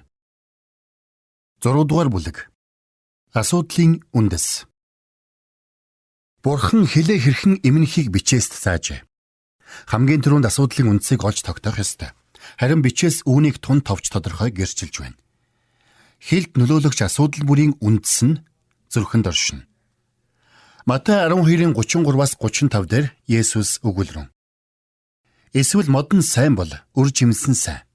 Модон муу бол үр жимсэн муу ажээ. Учир нь модыг үр жимсээр нь таньдаг. Хорт могоон удмаа. Та нар өөдгүй хорон атла сайныг ярьж яаж чадна вэ? Учир нь зүрхний бэлхлаас ам ярьдаг. Сайн хүн өөрийн сайн баялгаас сайныг гаргадаг. Муу хүн өөрийн муу баялгаас мууг л гаргадаг. Зүрх бол мод, үг бол үр жимс. Амаар минь гарах үг бидний зүрхний төлөв байдлыг тодорхойлно. Зүрх сайн бол үг сайн байна. Зүрх хорон муу бол үг хорон муу байна. Бидний зүрх тэр чигээрээ нэг бол сайн, нэг бол муу байна. Амаар халих зүйл таны зүрхний найрлагыг тодорхойлдог. Хувинд байсан ус цалигаад шалан дээр асгарчж. Асгарсан ус бохир байвал хувин доторх усыг цэврүү, бохируу гэдгийг шалгах хэрэггүй. Үлдсэн ус нь мэдээж бохир. Зүрхч бас үүнтэй адил. Бидний амнаас хорон муу, цэвэр бус, итгэлгүй, завхарсан үг гарч байвал зүрх маань тийм л байгааг мэднэ. Матай номын дээрх хэсгийг шүтлэгтэй хүмүүсийн хуурамч байдлыг өгүүлдэг Яаков 3-ын 9-12 дугаар ишлэлтэй жишиж үзээрэй. Бид хилээр эзэн ба эцгийг магтдаг. Бид түүгээр Бурхны дүр төрхөөр бүтээгдсэн хүмүүсийг хараадаг. Магтаал хараал нэг л амнаас гардаг аж. Ах дүүс минь, ийм байж болохгүй. Булгийн нэг ихээс цэвэр цэнгэг ба гашуун ус зэрэг гардаг билүү? Ах дүүс минь, инжирийн мод чидуун жимсийг, усан үзмийн мод инжирийг ургуулдаг билүү? Давстай усч цэвэр цэнгэг усыг гаргадаггүй. Яаков энд хоёр зураглалыг хослуулжээ. Нэг нь булгийн ус, нөгөө нь мод. Чидүү модноос усан үзэм ургахгүй. Ямар мод вэ? Тийм л жимс ургана. Яаков Есүсийн ихтэй ижил зураглал хэрэглэжээ. Мод бол зүрх, харин үр жимс нь бидний амнаас гарах үг. Түүнчлэн тэрбээр булгийн усны талаар өгүүлжээ. Булгаас гашуун шорвог ус гарч байвал их ундраг нь ялгаагүй гашуун шорвог байна. Нилээд ойр шинжтэй энэ хоёр дүрслэлд жаахан ялгаа бий. Хоёр мод нь хоёр ондоо мөн чанарыг төлөөлнө. Ялзарсан мод бол хуучин хүн, харин сайн мод бол Есүс Христ доторх шинэ хүн. Хуучин хүн сайн жимс гаргаж чадахгүй. Есүс үүнийг олон удаа маш тодорхой хэлсэн. Тэрхүү хуучин махан биеийн мөн чанараас тохирох үр жимсэл гарна. Булг нь сүнслэг утга бүхий зүйлийг төлөөлнө. Цэвэр булг нь ариун сүнс бол бохир, гашуун, шорвог ус нь өөр нэгэн сүнс юм. Тэгэхээр бидний хэл ярианд хоёр том асуудал байдаг байх нь. Нэгдүгээрт өөрчлөгдөөгүй, ялзарсан, хуучин мөн чанар маань ялзарсан жимсэл ургуулсаар байна. Хоёрдугаарт ариун сүнснээс өөр нэгэн сүнс, цэвэр бус, бохир усаа гаргасаар байна. Гэхдээ энэ хоёр дүрслэлээс бид нэг л ижил сургамж авна. Амар минь юу гарахыг зүрхний маань нөхцөл байдал шийднэ. Сургаалт төгс 4:23 дээр хэлсэн Соломоны үгийг харцгаая. Юуны түрүүнд зүрхээ хамгаал. Учир нь түүнээс амийн булгууд ундран гардаг юм. Амийн булг гэдэг нь их булгатайгаа таарах усаал гаргадаг булгийн талаар өгүүлсэн Яаковын дүрслэлтэй таарч байна. Тус ишлэлийг бас ингэж орчуулдаг. Зүрхээ хичээнгүйлэн харж ханд. Үүнээс амийн булг ундардаг юм. Амаарч нь урсан гарч, амьдралд чинь халих үг бүр таны зүрхнээс ихтэй. Тиймээс ундраг нь цэвэр бол урсгал нь цэвэр. Ундраг нь бохир бол урсгал нь бохир байна. Үүнийг бүгдээрээ Еврей 12-ын 15-аас 16 дугаар ишлэлтэй харьцуулж үзье. Хэн ч Бурхны нэгүслээс салахгүй тулд болон ямар ч гашуун үндэс урган хор учруулан түүгээр олон хүн бузарлагдахгүй тулд сэрэмжил. Садар самун эсвэл хоолны төлөө ууган хүүгийн эрхээ худалдсан Есав шиг сүсэггүй хүн болчихгүй тулд сэрэмжил. Есав ууган хүүгийнхээ эрхийг дүүтэйгээ наймаалцаад алджээ. Бидэнд ууган хүүгийн эрх эсвэл Бурхны амлалд өгөгдөж болох. Гэхдээ ухаантайхан байхгүй бол сөрөг мэдээ авчирсан 10 туршуулын адил ууган хүүгийн эрх өв хөрөнгөө алдаж мэдэх. Есавын үйлдэл биднийг түүний зүрхэн дэх увайгүй байдлын үндэс рүү хөтөлж байна. Тэрбээр дүү Яаковтай хорсож явжээ. Зүрхэн дэх хорсолт үндсээс ургасан гашуун жимс нь түүний амьдралыг завхруулж ууган хүүгийн эрхээ алдахад хүргэсэн байна. Эхлэл 25:19-34-ийг үзээрэй. Тэгэхээр Есавын асуудлын үндэс нь зүрхэнд нь оршиж байжээ. Бидний зүрхэн дэх гашуун үндэс биднийг төдийгүй, бусдыг хордуулдгийг бичээс хэлдэг. Хэлний завхарсан гут руу хэрэглэн халдвартай юм. 10 туршуул сөрөг мэдээтэй ирээд улс үндэснээ бүхлээр нь завхруулсан тул үндэст нь даяараа гутран хандлагаар өвчлсөн. Иймээс л Бурхан үүнд тийм ноцтой ханддаг юм. Энэ бол халдварт өвчин. Зүрхэнд маань шигдэн бидэнд зориулсан Бурханы өрөөлийг хумсалж, амар маань гардаг хорон муу үндсийн талаар олон жишээ хэлж болно. Тухайлбал бидний зүрхэнд дургуйцэл, итгэлгүй байдал, цэвэр бус байдал, бардамналын үндэс байж болно. Гол нь энэ бүх үндэс нь бидний хэл яриагаар илэрдэг.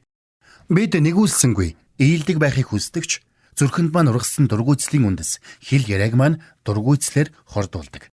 Бид сайн сайхан зүйл хэлхийг хүсвч амнаас маань зөв үг гардаггүй.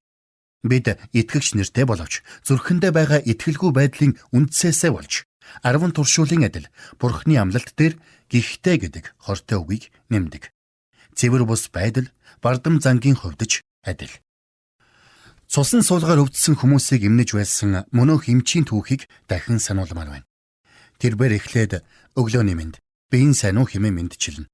Хүмүүс юу ч гэж хариулсан эмч дараа нь заавал тэднээс хилээ гаргахыг хүсдэг байв. Харин Бурхан танд хилээ гарга гэвэл та юу гэж хэлэх вэ? Та Дерек Принсийн таны хэл ярианд эдгэрэл хэрэгтэй юу номын 6 дугаар бүлгийг сонслоо. Зохиолч Дерек Принс. Таны хэл ярианд эдгэрэл хэрэгтэй юу? 7 дугаар бүлэг. Эдгэрэлд хүрэх эхний алхам. Харин одоо хэл яриаг эдгэрэлд хүргэх энгийн бодтой 3 алхмыг бичээсээс сурцгаая. Эхний алхам. Асуудлаа гин гэдгийг хүлээн зөвшөөр. Бид шударга байх ёстой. Асуудал байхгүй хэмээн дүр эсгэж, шалтак тоочж, үл ошож, сэтгэл зүйн гоёмсыг нэр томьёогоор нууж хагаад байвал юу ч өөрчлөгдөхгүй. Бид шударга байх ёстой. Бурхан ч хүмүүсийн асуудлыг шийдвэрлэхдээ үүнийг чухалчилдаг. Бид шударга байвал Бурхан хөдөлж, бидэнд гараа сунгана. Харин асуудлаа булзааруулж, далдалж, шалтак тоочоод байвал Бурхан бидний төлөө юу ч хийхгүй. Заримдаа бид Бурхан минь, та яагаад надад туслахгүй байна гэдэг. Харин Бурхан бидэл түүнийг сонсож чаддаггүй болохоос тэр хариулдаг. Надад болоод өөртөө шударга хандахыг би чамаас хүсэж байна гэж хариулдаг. Энэ бол эхний бөгөөд хамгийн чухал алхам. Энэ алхмыг хийж чадвал удаахыг нь төвөггүй давна. Алдаагаа гэм гэдгийг хүлээн зөвшөөр.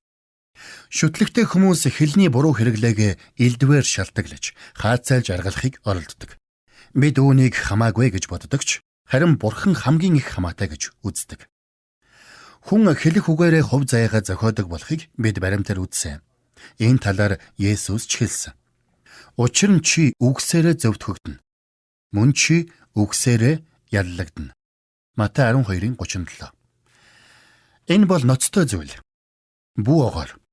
Таны хэл ярианд гмийн асуудал байгааг амаараа хүлээн зөвшөөр. Ингэж чадвал 2 дугаар алхамдаа бэлэн боллоо гэсэн үг. 2 дугаар алхам. Нүглээ хүлээн зөвшөөрвөл Бурхан уучлж цэвэрлэнэ. Үүнийг 1 дугаар Иохан 1:7-9 дээр хэлжээ. Харин тэр өөрөө гэрлийн дотор байдагчлан бид гэрлийн дотор явбал бид бие биетэйгээ нөхөрлөж түүний хүү Есүсийн цус биднийг бүх нүглээс цэвэрлдэг ажээ.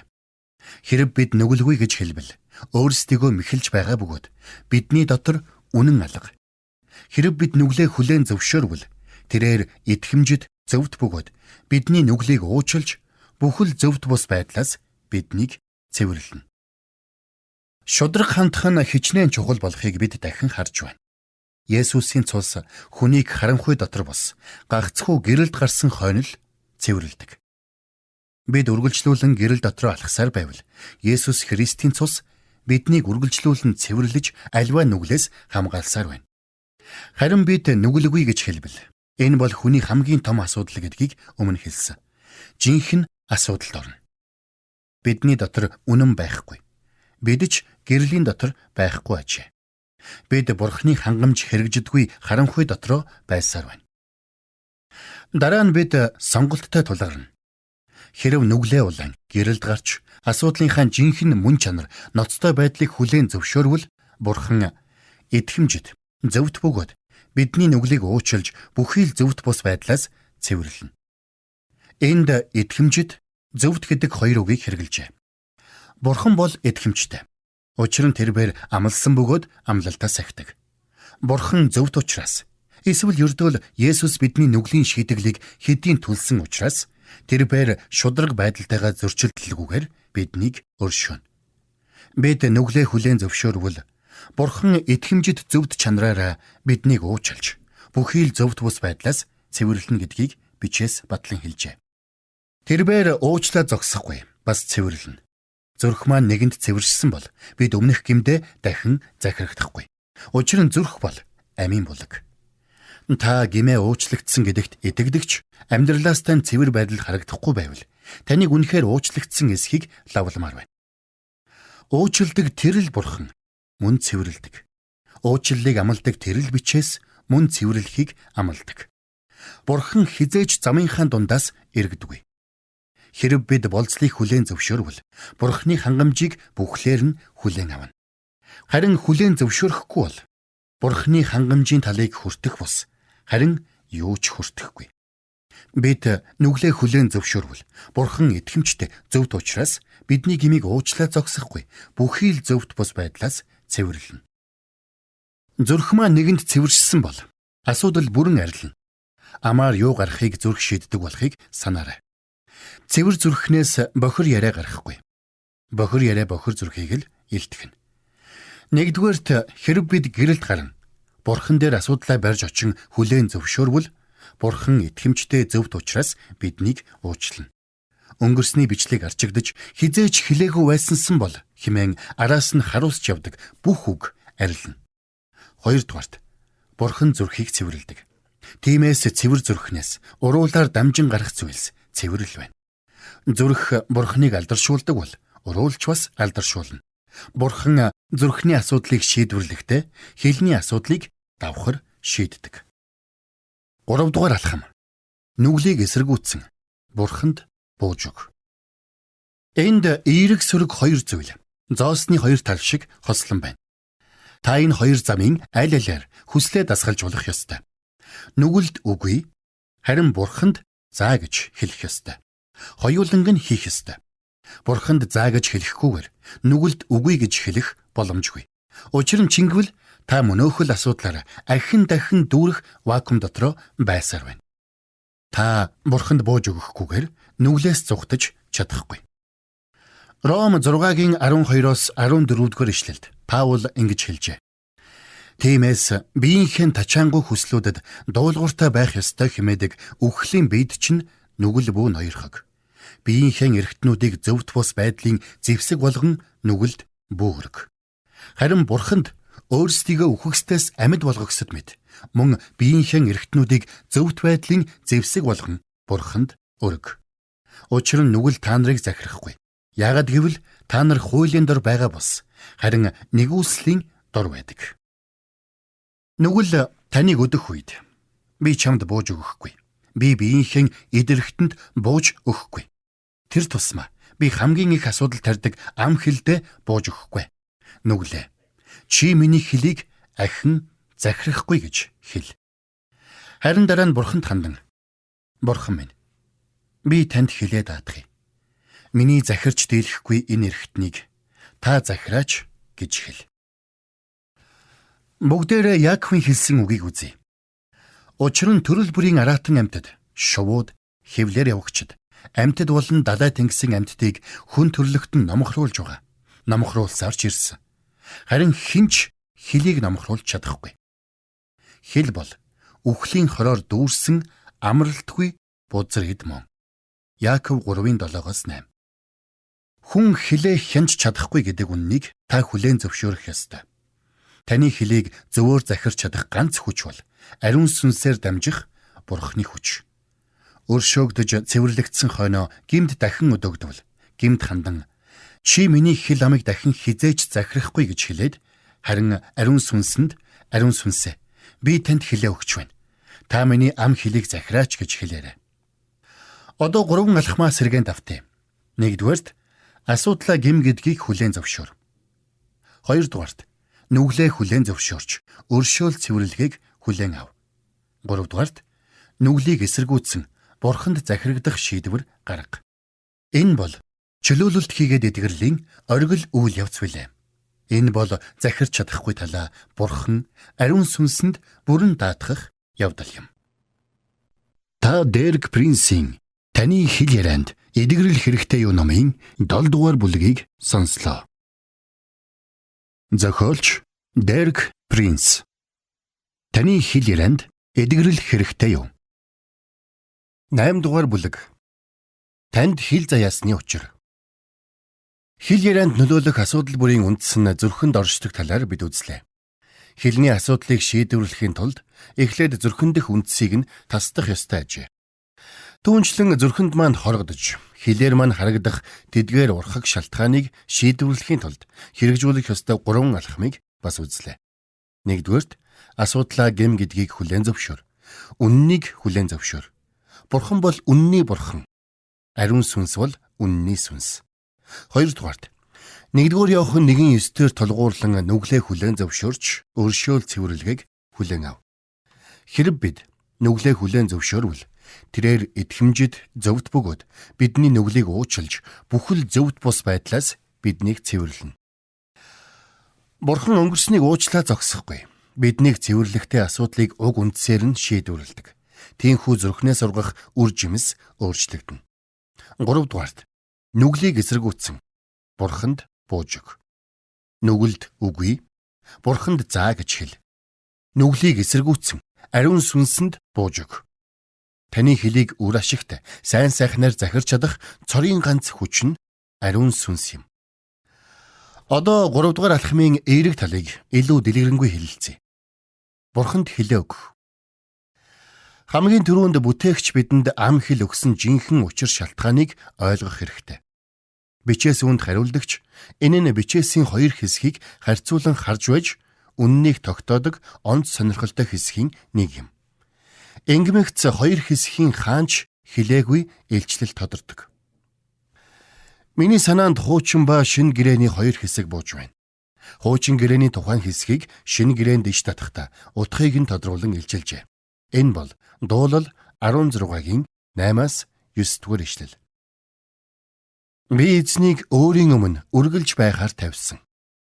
Тэр миний баруун гар талд байгаа учраас би ганхахгүй. Тиймээс миний зүрх баярлаж, алдар минь баясдаг. Миний биеч аюулгүй аж төрнө. Алдар минь баясдаг гэсэн хэллэгийг анхаараарай. Пентекост өдөр Бурхны сүнс асгахад Петр хурсан олонд хандан алдарт номлолоо хэлсэн түүхтэй. Тэрбээр Есүсийн үхэл, амьдралд тохиолдсон бүхнийг өгүүлв. Есүс бол үнэхээр Бурхны хүү, Месиа байсныг батлахын тулд Петр хуучин гэрээнээс хэд хэдэн ишлэл хэлжээ. Түүний ишилсэн нэг шүлэг нь Дуулал 16-гийн 8-9 юм. Тэрбээр Үйлс 2-ийн 25-26 дээр өгүүлжээ. Давид түүний тухай би эзнийг өмнө үргэлж харж байсан. Тэр миний баруун талд байдаг учраас би чичирч дагжихгүй. Иймээс зүрх минь баярлаж, хил минь баяссан. Махан бие минь найдвар дотор оршино. Одоо энэ 2 хэллэгийг зэрэгцүүлж харцгаая. Миний алдар баясна. Дуулал 16-гийн 9 гэснийг Петр Үйлс номын 2-ын 26 дээр иш татахдаа миний хил баясна гэжээ. Давид Дуулал номонд миний алдар гэснийг Петр ариун сүнсээр хөтлөгдөн хөрвүүлэхдээ миний хил гэж дуудсан байна. Энэ нь бидэнд гүн гүнзгий, амин чухал нэгэн үннийг хэлж буй. Бидний хил бол бидний алдар. Яагаад хэмээн та асууж магадгүй. Яагаад гэвэл бүтээгч хүнд хил өгсөн нь түүнийг алдаршуулахын төлөө ажээ. Иймээс л хил маань бидний алдар болдог. Бусад ямар ч эрхтнээс илүү бид хилээрээ бүтээгчийг алдаршуулж чадна. Үүнээс нэг чухал дүгнэлт гаргаж болно. Бурхан бидэнд өөрийг нь алдаршуулж яваарай гэсэндээ хэлийг өгчээ. Тиймээс бид хилээр Бурханыг алдаршуулахгүй байвал хилээ буруу хэрглэж байна гэсэн үг юм. Бүгдээрээ Ром 3-ын 23 дугаар ишлэл дээрх Паулийн алдарт үгийг харъя. Бүгд нүгэл үйлдэснээр Бурханы алдарт хүрдэггүй. Нүгэл гэдэг нь заавалчгүй ямар нэг аимшигтай гэмт хэрэг үйлдэхийн нэр биш юм. Нүгэл гэдэг нь Бурханы алдарт хүрэхгүй байх, эсвэл Бурханы алдрын төлөө амьдрахгүй байх явдал юм. Зарим хүмүүс үүнтэй санал зөрөн би л тийм биш. Би хизээч Бурханы алдраас салаагүй хэмээн маргаж болох. Харин би танд хилээ хэрхэн хэрглэж буйгаа шалгаад үзхийг зөвлөмөр байна. Бурханыг алдаршуулах нь та хилтэй төрсний цорын ганц шалтгаан гэдгийг бүү мартаарай. Хил яриагаараа Бурханыг алдаршуулахгүй байвал буруу хэрглэж байна гэсэн үг. Хилээ ямагт Бурханы алдрын төлөө зөв хэрглэсэн хэмээн ам бардан хэлэх хүн гарахгүй болов. Тиймээс бүгд нүгэл үлдэж Бурханы алдарт хүрдэггүй гэсэн Паулийн мэдэгдлийг бид хүлээн зөвшөөрөх ёстой. Бусад эд эрхтний хувьд худлаа байлаач харин хэлний хувьд яахын аргагүй үний юм. Хүний хэлд хоёр төрлийн гал буудаг. Эхнийх нь төрөлхийн, гэмт хүний хэлийг галдан шатаагч тамийн гал. Энэ талаар Яаков ярьдаг. Хэл бол гал бөгөөд хортмоо явдлын ертөнц аж. Хэл нь бидний эрхтнүүдийн дунд байж бүх биеийг бузарладаг. Хэл бидний амьдралын хүрдийг галдан шатаадаг бөгөөд өөрөө тамаар асаж байдаг. Яаков 3:6. Энэ гал тамаас ирдэг тул үр жимс, үр дүн, үр дагавар нь бас тамийн хаж. Харин Пентекост өдөр Бурхан алдрынхаа төлөө газар дээр хэрэглэхийг хүсэн зольж авсан хүмүүсээ цуглуулахад өөр нэгэн их үүсвэрээс өөр нэгэн гал буужээ. Энэ бол Тэнгэрээс буусан ариун сүнсний гал байв. Энэ гал эхлээд дээд өрөөнд байсан хүмүүсийн хил дээр бууссан. Өөрөөр хэлбэл Тэнгэрээс буух Бурханы гал хүний хилэн дэх төрөлхийн тамийн галыг зайлуулжээ. Тамийн гал нь цэвэрлдэг, ариутгадаг, Бурханыг алдаршуулдаг хилээр солигдсон байна. Үйлс 2:1-4. Пентекостийн өдөр болоход тэд цөмөөрөө нэг газарт цугласан байлаа. Гэнэт Тэнгэрээс хүчит хуй салхи мэт дуу чимээ гарan тэдний сууцгааж байсан газар бүхэлдээ тэрхүү дуунд автагджээ. Тэгтэл гал хаялах мэт хилүүд бий болон хүн нэг бүрийн дээр тогтхыг тэд харлаа. Жич тэнд байсан хүн болгоны дээр галан хилүүд байсныг тэмдэглээрэй. Ийхүү тэд бүгд ариун сүнсээр дүрж мөнөөх сүнсээр дамжуулан өгөгдсөнийг харь хэлээр ярьж эхлэв. Сүнс хамгийн түрүүнд тэдний хилийг хүндсэнийг анхаараарай. Тэнгэрээс буух Бурханы гал хүмүүст хилээ хэрэглэх цоошин арга зам өгчээ. Дараа нь ариун сүнсээр дамжуулан тэдний хэлсэн бүхэн Бурханыг алдаршуулсан гэдгийг бичээс тодорхой хэлдэг. Тэд хилээ Бурханы зорилгын дагуу хэрэглэжээ. Хилээ ариун сүнсэн даатгах нь асуудлыг тайлах гол түлхүүр юм. Үүнийг Эфес 5:17-18 дээр Паул тодорхой хэлсэн. Тийм учраас бүү мунхаггүй. Харин эзний хүсэл юу болохыг ухаар. Дараагийн ишлэл бидэнд эзний хүслийг хэлж байна. Дарсанд бүү согтуур. Ингэвэл дураараа дөргих байдалд автагдана. Харин сүнсээр дүүрэн байж.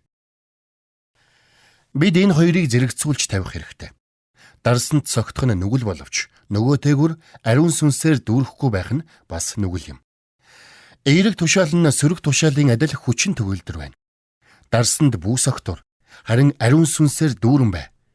Үнэн дээр энд хоёр өөр төрлийн согтуурлын талаар өгүүлж байна. Пентекост өдөр ирчүүд, эмэгтэйчүүд анх удаа ариун сүнсээр дүүрэхэд элэглэгчид тэд согтуу байна гэж ярьцгаасан учраас согтуурл гэдэг үгийг хэрэглэснийг ойлгоорой. Тэд үнэхээр согтсон байв. Гэхдээ энэ бол огт өөр төрлийн согтуурл юм. Тэд дарсанд хүлчүрхсэн бус. Харин ариун сүнсээр дүүрсэн байв. Дараа нь Паул ингэж хэлжээ. Дуулал, магтуу ба сүнслэг дуунуудаар нэг нэгэнтэйгээ ярилцаж, эзэнт хандаж зүрхэндээ дуулж, айдуу зохиогтон. Бурхан болон эцэгт бүхний төлөө бидний эзэн Есүс Христийн нэрээр үргэлж талархал өрөг. Эфес 5:19-20. Ариун сүнсээр дүүрэн бай гэдэг тушаалын араас орж буй ярилцах гэдэг үгийг тэмдэглээрэй. Хүмүүс ариун сүнсээр дүүрсэн эсвэл дүүрэн буй талаар шинэ гэрээнд 15 удаа өгүүлдэг. Энэ бүрийд ариун сүнсээр дүүрсэн нь хамгийн түрүүнд хилээр нь илэрч байв. Зүрхний бэлхлаар ам ярьдаг. Ариун сүнсээр дүүрсний хамгийн эхний шинж хүний хилээр илэрдэг. Бовтнож, гомдолж, шүүмжилж, итгэлгүй байдалд оромж өгөхийн оронд ярьж, дуулж, хөгжим зохиож талархна гэж Паул хэлсэн. Бид хилээ сөргөөр биш, эергээр хэрэгэлдэг болно. Нүгэл болгоны шийдэл эерэг байх ёстой. Нүглээ хаях нь хангалтгүй. Бид зөвхт байдлыг тээх ёстой. Хилээ диаволоос хармлах нь хангалтгүй. Хилээ ариун сүнсэнд өгөх ёстой. Ариун сүнсээр дүүрэн байж яр. Энэ бол жинхэнэ эм. Та Дерек Принсийн таны хэл ярианд эдгэрэл хэрэгтэй юу номын 8 дугаар бүлгийг сонслоо. Зохиолч Дерек Принс. Таны хэл ярианд эдгэрэл хэрэгтэй юу? 9 дугаар бүлэг. тунхаглахын ач холбогдол. Хэлний зөв хэрэглээ нь биднийг Есүс Христийн тэргүүн тахилчийн үйлчлэлтэй онцгой арга замаар холбодог. Есүсийн тэргүүн тахилчийн үйлчлэл бол Тэнгэрт үргэлжилсээр буй мөнхийн үйлчлэл. Тэрбээр бидний нүглийн асуудлыг шийдвэрлэн өгч, үхлээс амьлуулагдаад Тэнгэр хөдөөдөж, биднийг Бурхны оршихуйд мөнхөд амьдруулахын тулд бидний мөнхийн тэргүүн тахилч байх ажлаа эхлүүлсэн юм. Бид хилээрээ зөвийг тунхагласан нөхцөлд тэрбээр бидний тэргүүн тахилж байх үүргээ гүйцэтгэж чадна. Яг үүнийг л Еврей номын зохиогч хэлдэг. Тиймд Тэнгэрлэг дуудлагыг хуваалцагч ариун ах дүү нараа, бидний хүлээн зөвшөөрдөг элч ба тэргүүн тахилж болох Есүсийг бодогтун. Еврей 3:1. Сүүлийн хэллэгийг онцлон тэмдэглээрэй. Есүс бол бидний тунхаглалын тэргүүн тахилч. Бид тунхаглалаараа тэргүүн тахилч Есүстэй холбогддог. Хэрэв бид тунхаглахгүйгээр зөвхөн итгээд байвал түүний тэргүүн тахилчийн үйлс бидний тусын тулд үйлчилж чадахгүй. Бидний дуугүй суугаа итгэлээр бус харин дуугарч буй тунхаглалаар дамжуулан Есүс бидний тэргүүн тахилч байх үүргээ Тэнгэрт гүйцэтгэдэг. Бидний хувьд зөв зүйлийг тунхаглах, мөн тунхагласан үгээ баримтлах нь үлэмж чухал. Тунхаглах гэдэг нь үгчилбэл хэлсэнтэй адил зүйл хэлэх гэсэн утгатай.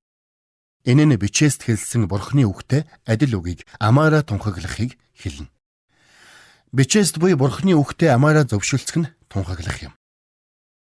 Бид амныхаа үгийг Библиэд буй Бурхны үгтэй итгэлээр зөвшөлдсүүлэхдээ Есүст тэргүүн тахилчийнхаа үйлчлэлийг гүйцэтгэх боломж олгодог. Бид буруу тунхаглал хийвэл түүний үйлчлэлийг нурааж эхэлнэ.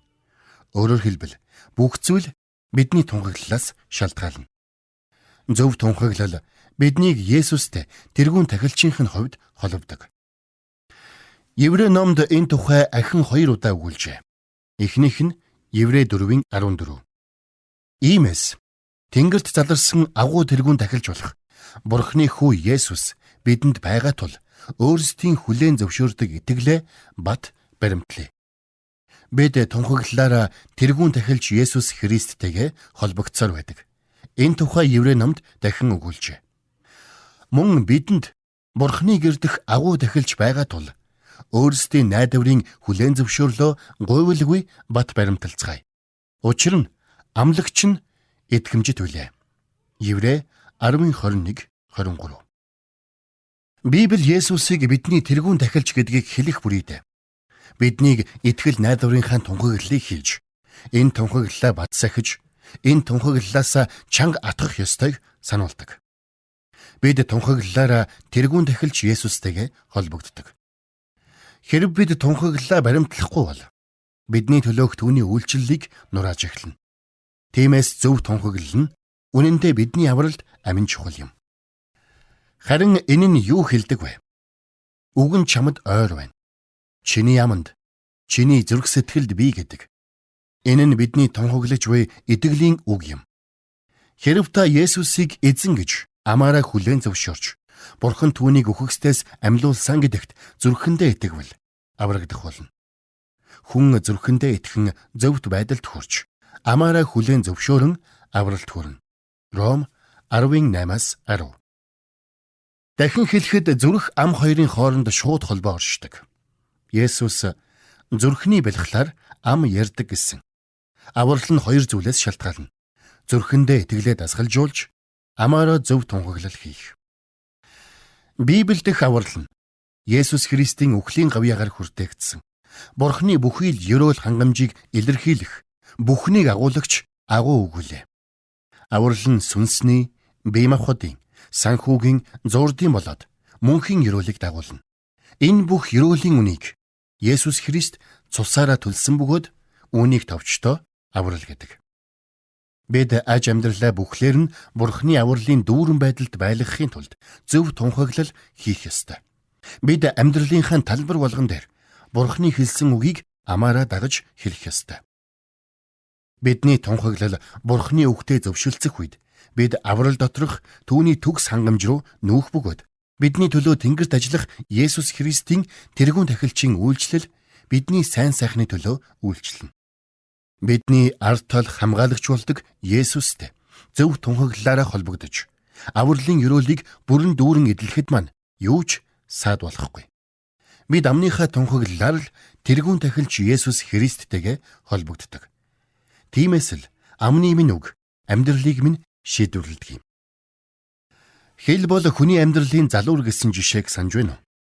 Мөн усан онгоцнуудыг хар.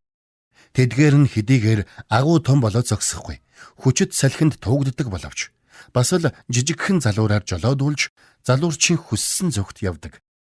Түүнчлэн хэлж гисэн биеийн жижиг эрхтэн атла агуу том зүйлсээр сайрахдаг ажээ.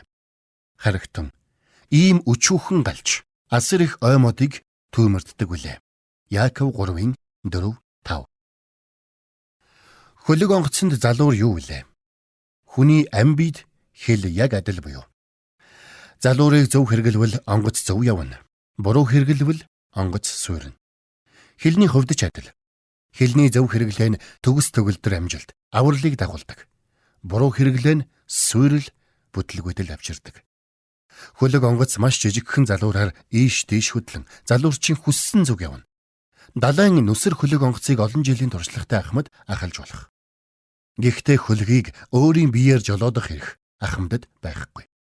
Ахмад залуурчийг томилон түүнд хөлгийн жолоо залуурыг атгуулдаг. Энэ бол хатуу хууль. Бид амьдралаа өөрийнхөө хүчээр аваад явчихж чадах юм шиг санагддаг ч бидний чадал хүрэхгүй үе гэж бий. Бид хөлгийн тавцан дээр залуурчийг гарган үүргийг нь хүлээлгэж өгөх ёстой. Харин тэр залуурч хэн болохыг та гадарлаж байна уу? Тэр бол ариун сүнс. Зөвхөн ариун сүнс л биднийг хилээ зөв хэрглэж, зөв тунхаглал хийх чадaltaй болгож чадна. Ариун сүнс бол үнний болоод итгэлийн сүнс. Тэрээр бидний үг яриаг удирдан захирах үед тэдгээр нь эерэг болдог. Бидний хэл яриа бурханд хүндэтгэл өргөхдөө амьдралд минь бурханы ёроолыг буулгадаг. Хүн бүр ариун сүнсээр хилээ захируулж амьдралаа жолоодуулах хэрэгтэй. Хүний хэл ярианы асуудлын эцсийн шийдэл бол чухамхүү ариун сүнс үлээ. Бурхан бидэнд алдаа гаргахыг зөвшөөрдөг. Тэрээр айлдахдаа та нарын хинчинч хилээ захирч чадахгүй. Гэхдээ надад залуурч бий. Чи тэр залуурчийг хөлгийнхөө тавцанд өргөх үү гэдэг. Харин таны хувьд ердөөл доорох шиг энгийн залбирлаар хариулахад л болно. Ариун сүнс минь ээ. Би хилээ зөвөр захирч чадахгүй. Тиймээс та миний хилийг захираач. Би танд хил яриагаа өгье. Таныг алдаршуулж чадах хилийг надад өгөөрэй. Амен. Та Дерек Принсийн Таны хил ярианд эдгэрэл хэрэгтэй юу номын төгсгөлийн 9 дугаар бүлгийг сонслоо.